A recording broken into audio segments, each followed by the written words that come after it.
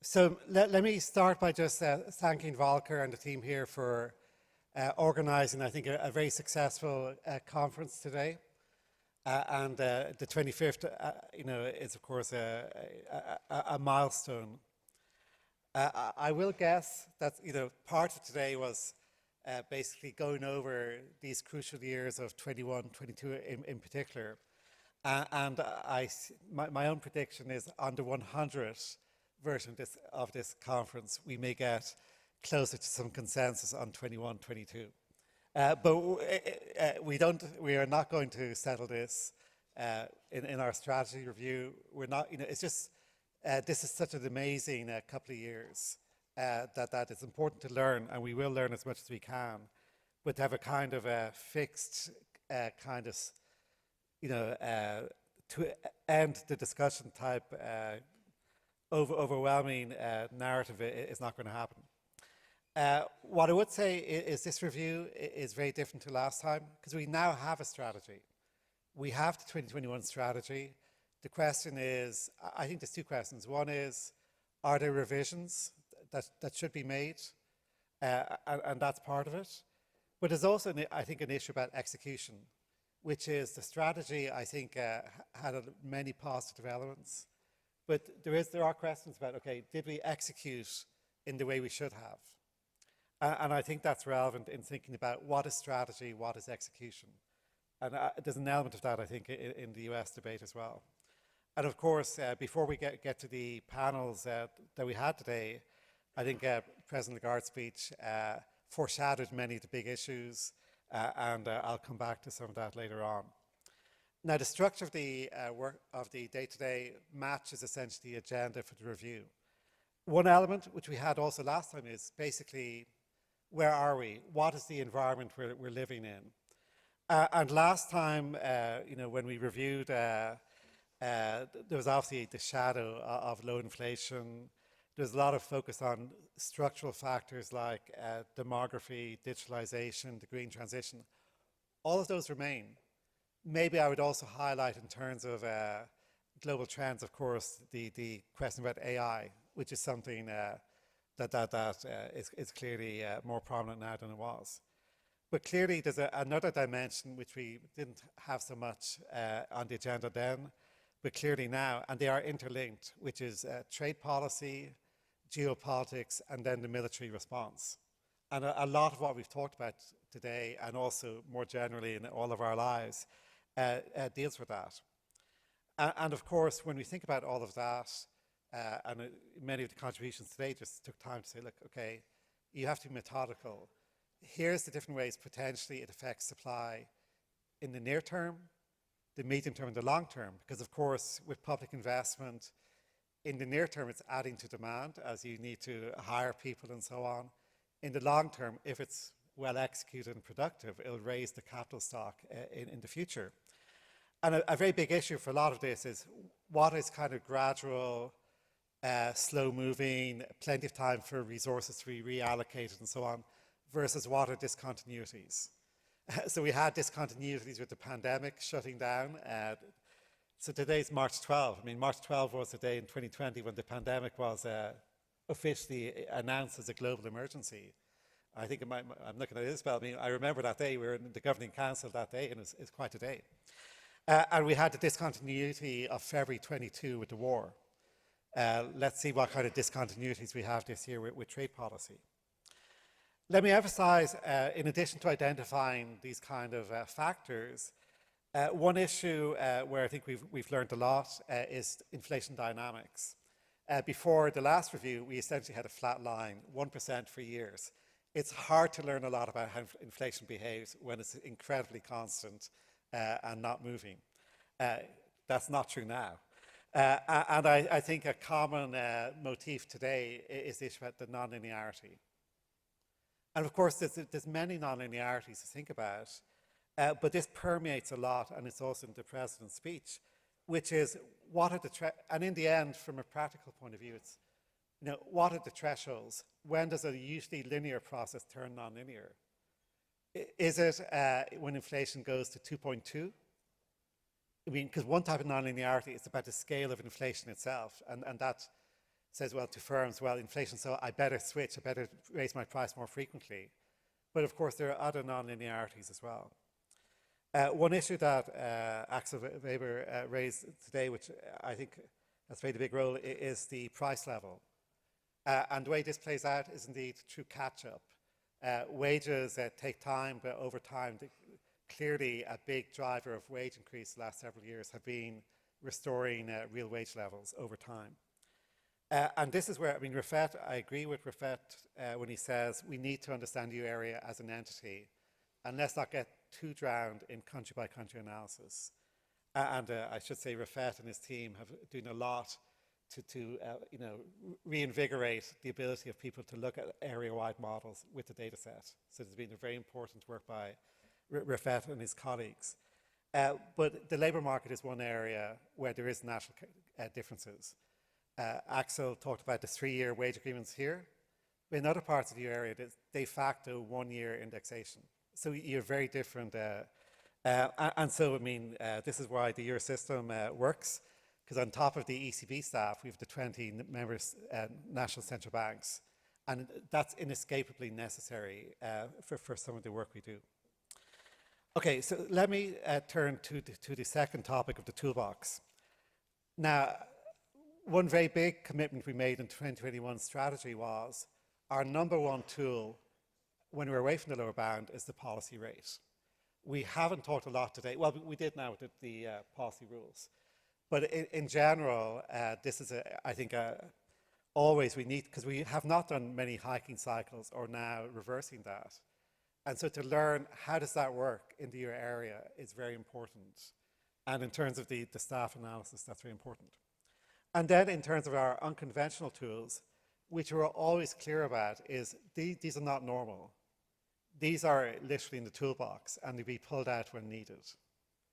And that's been very helpful. The amount of times I get the question, well, why are you lowering rates when you're still doing QT and so on? But just these are different things. And I think it's important for the euro area to remember we have these long-term refinancing operations. So whether they're untargeted or targeted, that's an important part of the toolbox. That part of the balance sheet rolled off very quickly, and many people here debated the pros and cons of having refinancing versus outright purchasing. There's an element of thinking about negative interest rates. That is part of our unconventional policy space. Obviously, asset purchasing and rate forward guidance. Someone today talked about complementarities. ECB staff has done a lot about complementarities. And generally speaking, in our last review, we said we will be proportional in how we use these tools and we will take into account side effects. Now, I'm not saying this is a kind of conclusive answer, but more or less, when everything is side effects, do we not look for interior solutions where you do a bit of this and a bit of that? So in terms of having necessarily a strict hierarchy all the time. But there are, I think, rankings in different issues. Let me emphasize, it's very important, and it's probably fair to say we didn't spend time in it in the last review and how we articulated it, is these tools play multiple roles. And we should be clear when we use them why we are using these tools. Because there is a difference between monetary stance versus market stabilization. I mean, the PEP was explicit from day zero that it was both. And sometimes the answer is both, but sometimes the answer is one or the other. But we also have, as was noted, to inject structural liquidity under the operational framework. And we need to be clear, if we do that, that's not QE. It's not QE and it's not a kind of stance easing LTRO or TLTRO if we do that. And so now we've done the operational framework review last year. We've got the TPI, which is a stabilization tool. It's not a stance tool. We should reflect that. Let me come back to basically, I think, I would guess there's consensus, and the President has it already in her speech today, is especially rate forward guidance is to recognize a key lesson is in a world of risk and uncertainty, how do you kind of execute rate forward guidance? Now, whether you call that escape clauses or other elements, we do need agility on that. So let me talk about monetary policy conduct. And let me say two elements. I mean, Joachim raised it in introducing this panel, but we didn't get a lot of airtime today. Was some of the words we used last time about being forceful or persistent. Now, it actually turned out we used a blend of being forceful and persistent to deal with high inflation. So we spoke about them in the last review in relation to the lower bound. But actually, in practice, we were quite forceful in raising rates to 4%, and then we were quite persistent in holding at 4% for quite a long time, even as inflation started to come down. So I think, for me, the answer is whenever there's a threat to the anchor, it could be an upside threat to the anchor, it could be a downside threat to the anchor. When you need to be forceful and persistent. And that's very different to when inflation's just fluctuating around the anchor in a small way. The other element, I think, going back, is this issue about maybe finding ways to articulate how we handle risk and uncertainty.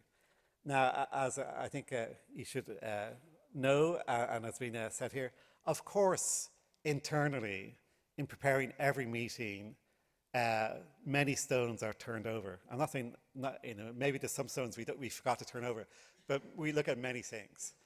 We look at many what-if scenarios, absolutely.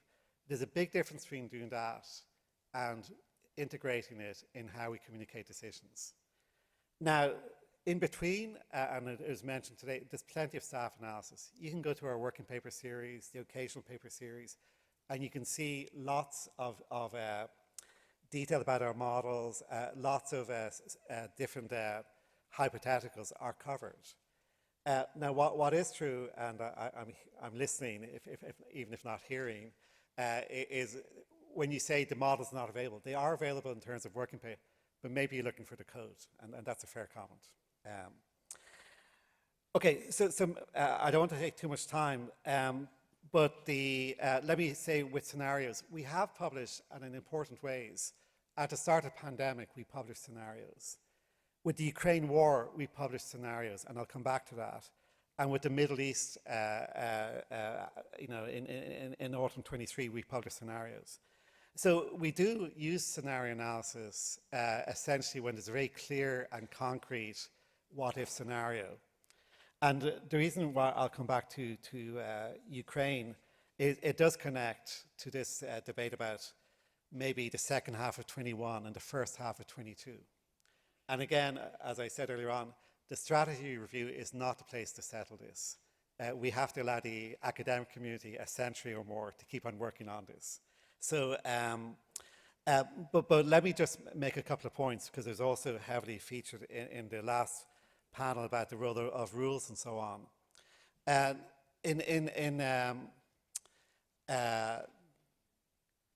In both periods, and I think it is distinct, because late 21 was when inflation was rising, and this was the debate everywhere about its bottlenecks, essentially. And these bottlenecks will reverse as the supply side of the economy recovers. So both in 21 and 22 in our monetary policy statements, we did refer basically continuously to supply-demand mismatches. But what is true is we allocated it to sectors. So in 2021 is essentially mismatches in the goods sector, global bottlenecks. And then in 2022, we have this massive identification issue, which is we had the war starting in February 22, which is more or less when the European economy finally reopened after the pandemic.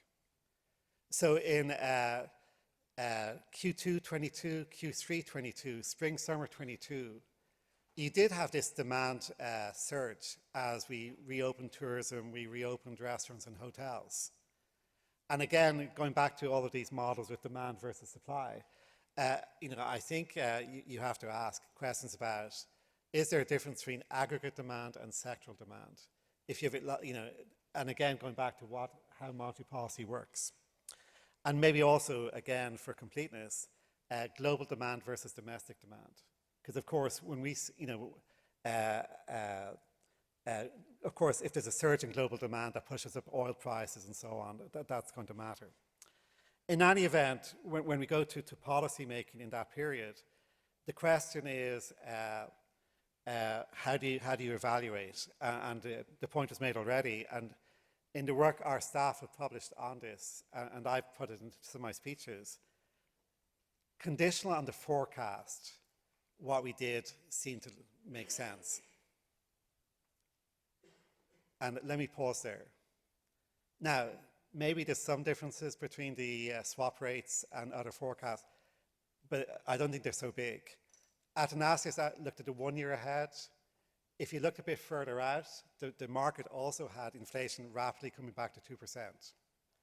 There is an interesting issue about 1 year ahead, its role versus 2 year ahead in policy making. And I'm sympathetic to what Volker said, near term matters, not just medium term. And so the question is, fundamentally, could the forecasting process have been better? So that's one version. Could the forecasting process have been better? And maybe again there is actually no, a lot of this is not forecastable. But then the second version goes to risk and uncertainty, which is, okay, maybe your baseline was okay. The question is, what are the type 1 and type 2 errors around that? And I think that remains an open debate. But where does it get me? It gets me to a situation where we need to be clear our framework for decision making doesn't look just at the baseline, but also looks at the risks and the uncertainty. And that's very much what the President said this morning. So let me see if there's anything else I want to conclude it. So let me say, going back to rules, I said we look at a lot of scenarios. We look at a lot of rules. And again, top of my personal list is the first difference rule that was highlighted, because indeed over the course of the ECB, it's been very helpful. So we looked at all of that. But if you go back to 21-22, a big issue, which I think Silvana mentioned as well, is over time, after the pandemic and the big energy shock, the supply side will improve. So is the near-term inflation rate a good indicator for the inflation rate the following year? Because if you think supply is going to improve, there'll be anti-inflationary forces. I mean, energy prices peaked in a spectacular way, which is in some of the charts today, but came down very quickly as well. With the pandemic, there was over time a lot of recovery. And I would say from late 22 onwards, the forecast of the ECB was fairly good in terms of understanding how quickly inflation would fall. In any event, that was a little bit of a digression, because again, that 21-22 debate will be ongoing. But what we do need to take our lessons from that period. So maybe with that, let me just come back and to thank all the speakers on the panels, Volker and his team here at the university for organising, and Maury said over beer later on, but over dinner and over the reception, I hope to be able to talk to some of you later on as well. So thank you.